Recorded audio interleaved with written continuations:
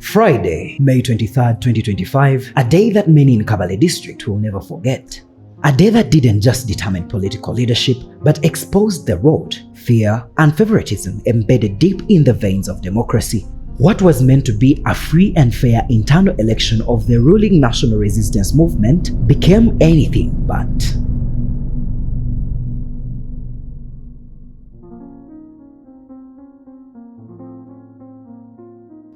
From the early morning hours, Kabale Stadium was transformed into a fortress. Uniformed and non-uniformed personnel stationed at every corner.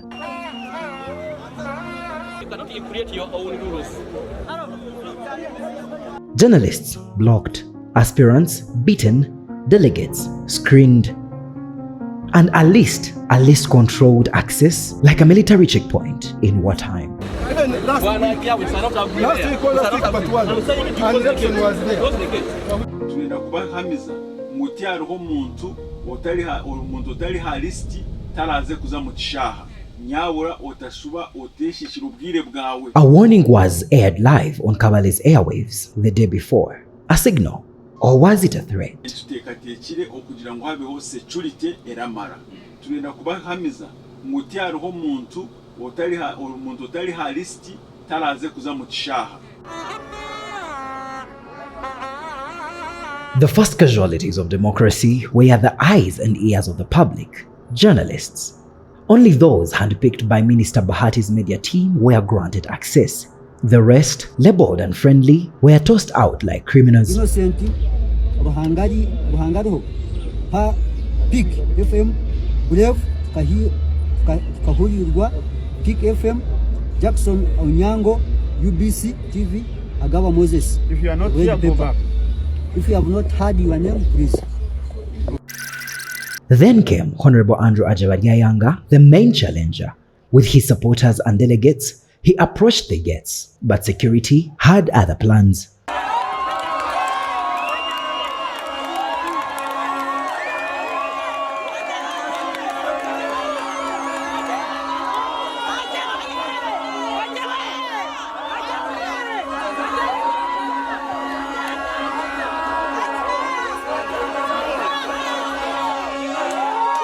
An argument ensued, words clashed, orders were backed, uniforms flinched, guns were readied.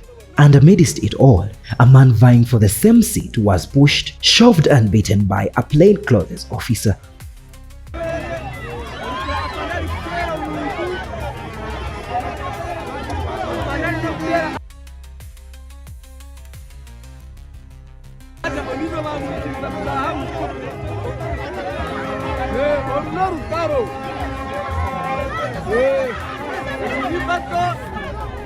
For nearly 90 minutes, Aja and his team stood outside like unwanted visitors. Minister Bahati arrived with thousands, buses, banners, chants, and protection, not rejection.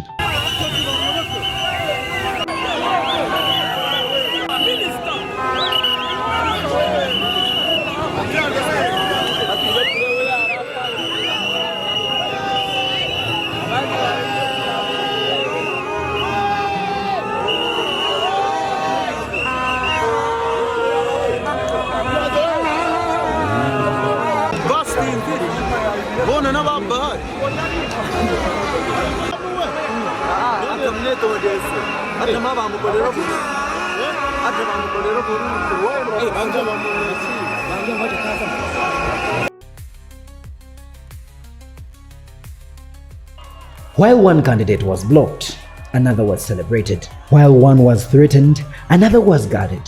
While one was pushed, the other was escorted in. The imbalance was no longer a rumor, it was live.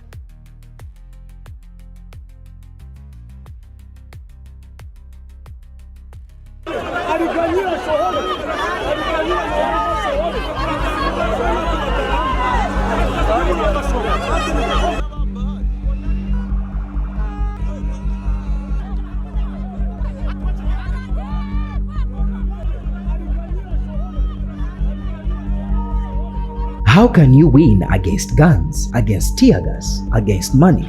We came to vote, but our votes had already been decided. Voter bribery, intimidation, list manipulation, insecurity. That's what shaped the ballot that day. And when the dust settled, Minister David Bahati was declared the winner again as NRM district chairperson.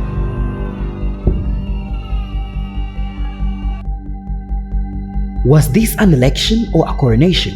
How far can state resources be used to secure power? Why was one candidate protected and the other persecuted? And what happens to democracy when the game is no longer fair? Kabale's 2025 NRM district chair elections may be over, but the scars they left on truth, fairness, and freedom will not fade easily.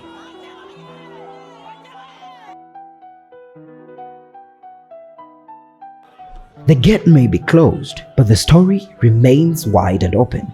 In Kabale, the question still echoes: what price are we paying for power?